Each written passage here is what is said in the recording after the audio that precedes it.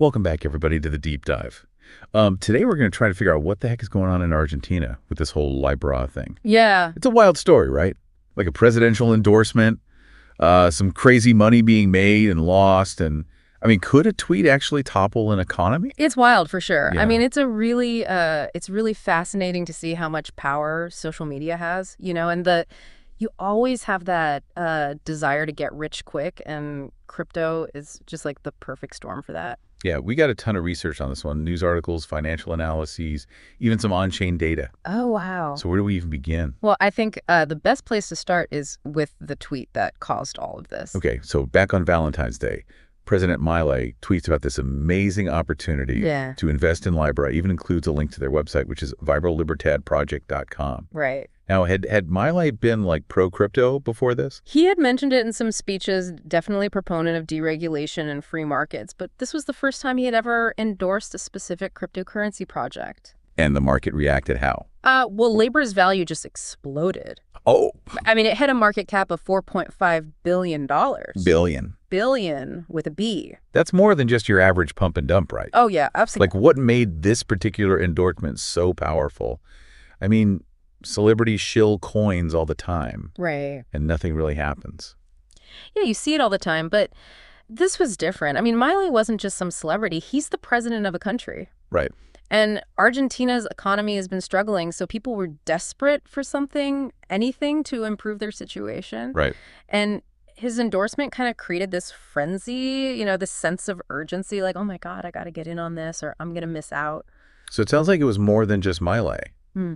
You're saying there was this underlying economic anxiety at play too. For sure. You got to remember, the vast majority of those Libra tokens were controlled by just a tiny group of people. So you're saying, like, if we pictured this as a pie chart, yeah, it'd be like a sliver for the public. Exactly. And the rest is all held by like a handful of people. Right. And our research shows that maybe 5 to 10 wallets controlled something like 70 to 80% of all the Libra tokens. That's a big red flag, isn't it? Huge red flag. That's like setting the stage for what's called a rug pull. Okay, wait, break down this rug pull thing for me, because I'm not really sure I understand. Okay, so think about it like this.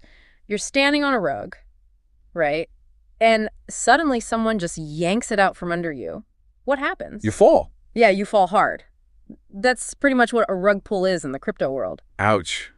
Okay, I get it. So how did it go down with Libra? Well, those people controlling most of the tokens, they jack up the price, get everybody excited, especially after Miley's tweet. And then when enough people buy in, bam, they dump all their holdings at once. So the price crashes. Exactly. And that's exactly what happened with Libra. It went from almost $5,000 a token to less than $1 in just a few hours. So all those people, all those Argentinians who bought into the hype? They lost everything. Over $107 million, just poof, gone. Man, that's heartbreaking. These weren't just numbers on a screen. These were real people's savings. Absolutely. And a lot of them were average Argentinians, just hoping for a better life. Yeah. And it was all fueled by desperation, and expertly exploited. So where does this leave Milei? Or did he know this was going to happen? Well, about 5 hours after that initial tweet, he deleted it. Ooh. Trying to cover his tracks. Not a good look. Nope. Then he comes out and says he was unaware of the details of the Libra project. Oh, really? That he was just trying to, support Argentine innovation. But I mean, you're the expert here. Could someone in his position really be that clueless about something they're publicly endorsing? I mean, it definitely makes you wonder, doesn't it? Especially with all those red flags we talked about. Right. You mentioned that the token distribution was a big one. Huge red flag. And then there's the website itself. It was so basic. Yeah. Almost amateurish for something supposedly worth billions.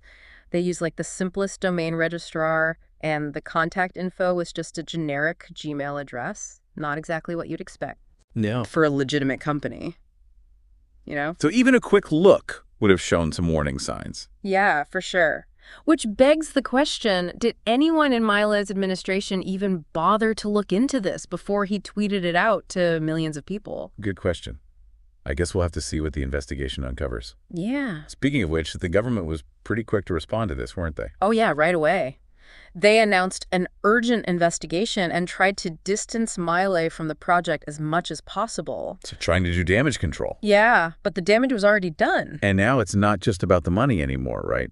It's about politics and public trust. Right. This is where things get really interesting. Yeah, because this scandal has turned into a full-blown political earthquake. Absolutely. So let's talk about the fallout from this, because things are about to get messy. I mean, it doesn't seem like Milei really did himself any favors trying to distance himself from all this. Oh, yeah. People were not happy, especially opposition lawmakers. I mean, they were all over this, calling for his impeachment, accusing him of abusing his power, misleading the public.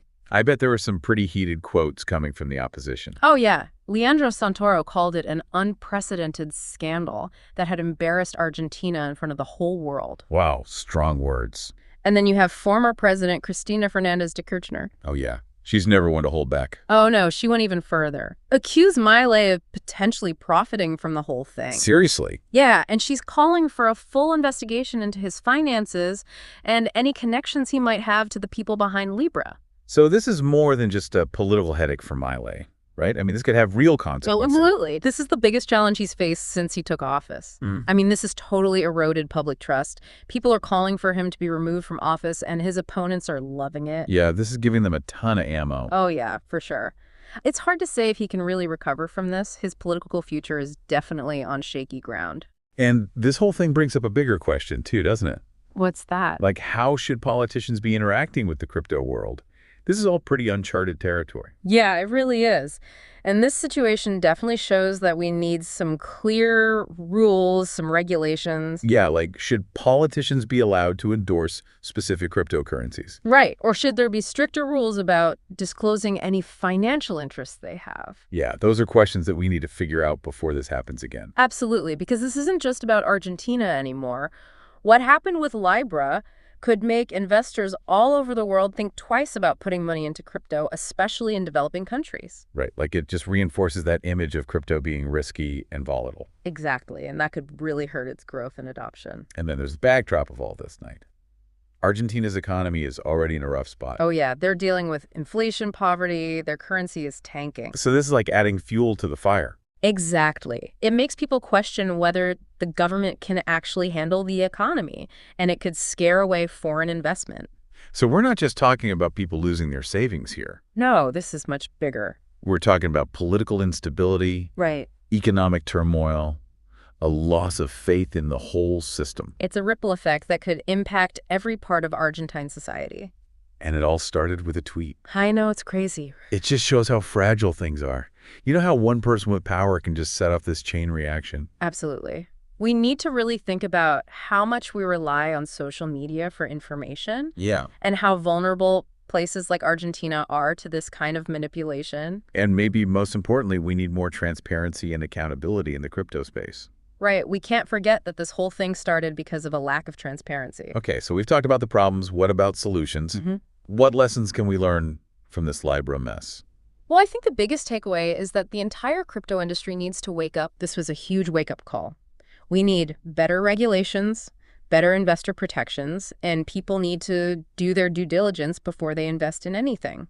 But isn't regulation like a dirty word in the crypto world? I mean, a lot of people don't want the government involved. Oh, I know there's a lot of pushback against it. Yeah. But this situation proves that having no regulation can be just as dangerous as having too much. So how do we find that balance? How do we regulate things effectively without crushing the crypto industry? That's a million-dollar question, isn't it? It's not an easy answer. Yeah. But I think a good place to start would be to focus on transparency and accountability. Okay, so what would that look like? Well, for starters, we need much clearer rules about disclosing financial interests, especially for anyone promoting a cryptocurrency. You know, public figures especially need to be upfront about whether they're getting paid or if they have any kind of stake in the project.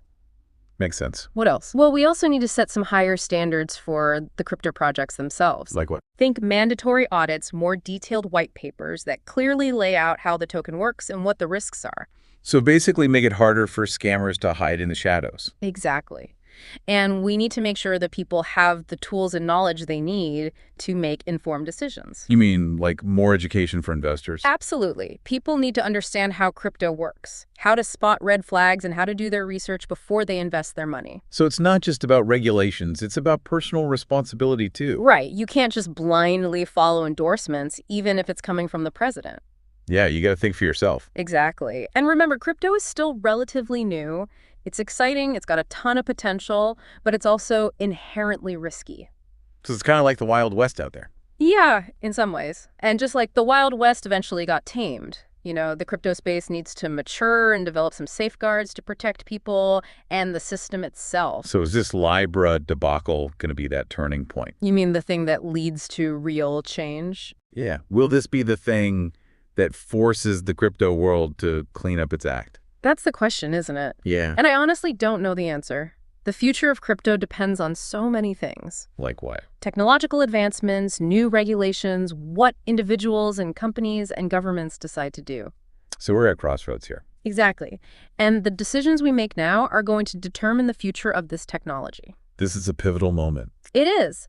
It's a time to really think critically, have some open and honest conversations about what crypto can do, both good and bad.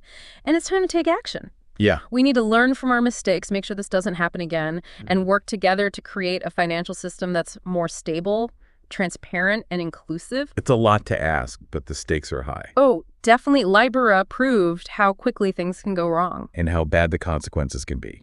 Right. So let's wrap this up by bringing it back to you, the listener. So we've talked about what went wrong, what we can learn from it, but what does this all mean for you, the listener?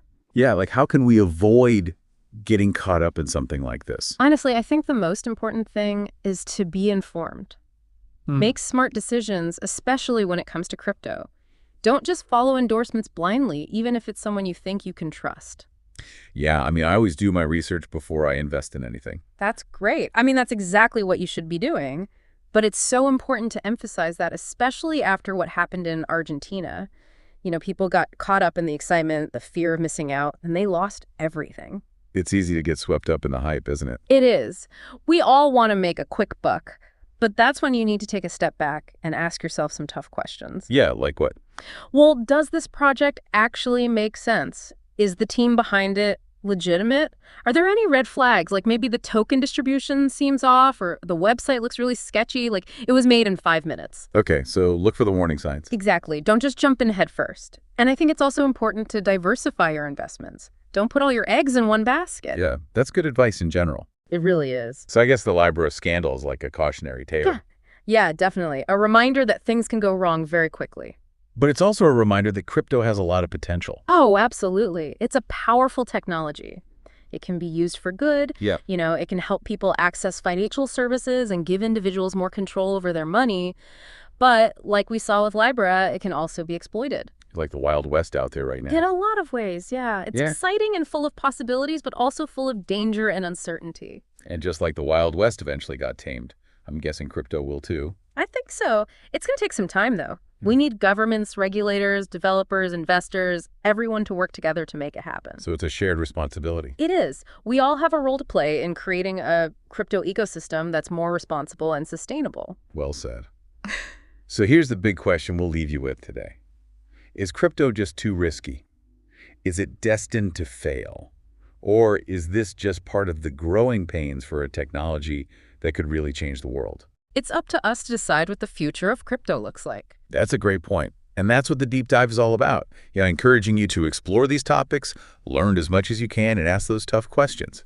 So until next time, happy diving.